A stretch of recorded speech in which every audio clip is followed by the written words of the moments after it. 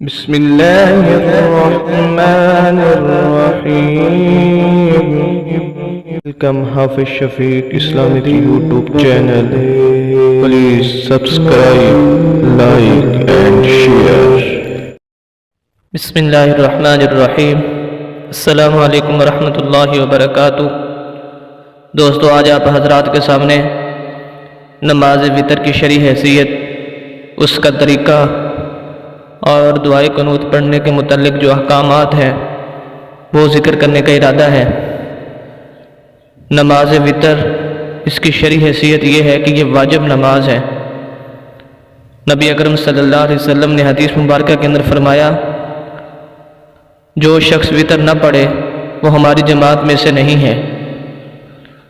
تو وتر پڑھنا یہ واجب ہے، اور نماز وتر عشاء کی فرض نماز کے بعد پڑھے جاتے ہیں۔ اس کا طریقہ عام نماز کا ہی طریقہ ہے، تھوڑا سا اس کے اندر فرق ہے کہ اس کی 2 رکعتیں ویسی ہی پڑھنی ہیں جیسے عام نماز کی فرض کی یا سنتوں کی 2 رکعتیں یا نفلوں کی 2 رکعتیں پڑھی جاتی ہیں۔ اس کا پہلا تشہد التحیات جب بیٹھیں گے، عبدہ و رسولہ تک پڑھ کر کھڑے ہو جائیں گے تیسری رکعت کے لیے۔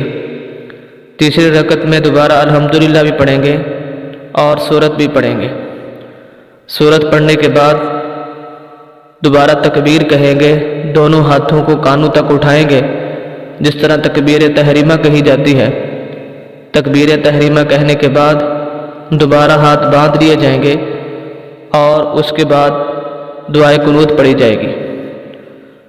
فرمایا، اللہم انا نستعینک ونستغفرک ونؤمن بک ونتوکل علیک ونثنی علیک الخیر ونشکرک ولا نکفرک ونخلع ونترک من یفجرک۔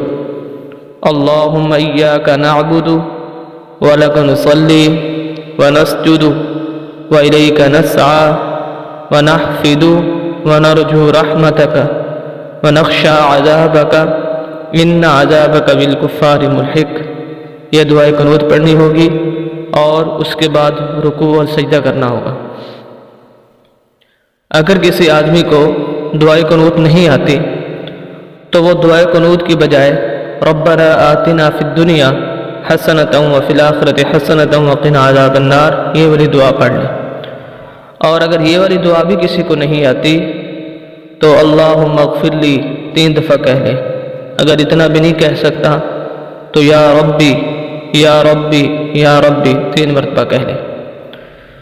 اگر کوئی آدمی دعائے قنوت پڑھنا بھول جاتا ہے، اس سے چھوٹ جاتی ہے، اور وہ تیسری رکعت کی سورت پڑھنے کے بعد رکوع میں چلا جاتا ہے تو اس نے دعائے قنوت نہیں پڑھی، ایسی صورت کے اندر اس نے واجب چھوڑ دیا، کیونکہ دعائے قنوت کا پڑھنا یہ واجب ہے اور اس نے واجب کو چھوڑ دیا، اور واجب کو چھوڑنے کی وجہ سے اس پر سجدہ سہو لازم آئے گا۔ نماز وتر کا جو صحیح وقت ہے، جو افضل ہے، وہ یہ ہے کہ اس کو فرمایا کہ رات کی آخری نماز، حدیث مبارکہ کا مفہوم ہے، آپ صلی اللہ علیہ وسلم نے فرمایا کہ اس کو رات کی آخری نماز بناؤ۔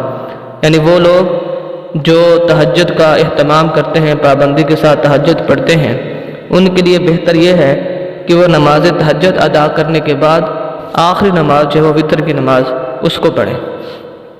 اور جو نماز تہجد نہیں پڑھتا تو اس کے ذمہ یہ ہے کہ وہ عشاء کی نماز کے بعد جیسے فرض نماز پڑھے ہیں تو اس کے بعد 3 رکعت وتر کے جو ہے وہ پڑھ لے۔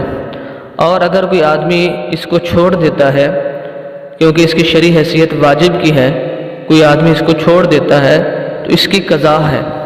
جس طرح فرضوں کی قضا ہوتی ہے کہ اگر کوئی آدمی فرض چھوڑ دے اس کی قضا ہوتی ہے، اسی طرح وتروں کی بھی قضا ہے۔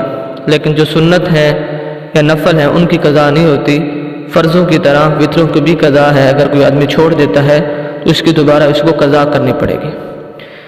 اور ماہ رمضان کے اندر اس کو جماعت کے ساتھ ادا کرنا چاہیے۔ جب تراویح پڑھی جاتی ہے تو اس کے بعد امام صاحب باقاعدہ اس کی جماعت کراتے ہیں، تو ماہ رمضان کے اندر اس کو جماعت کے ساتھ ادا کرنا چاہیے۔ تو یہ تھا طریقہ نماز وتر کا۔ اللہ رب العزت ہم اس پر عمل کرنے کی توفیق عطا فرمائے۔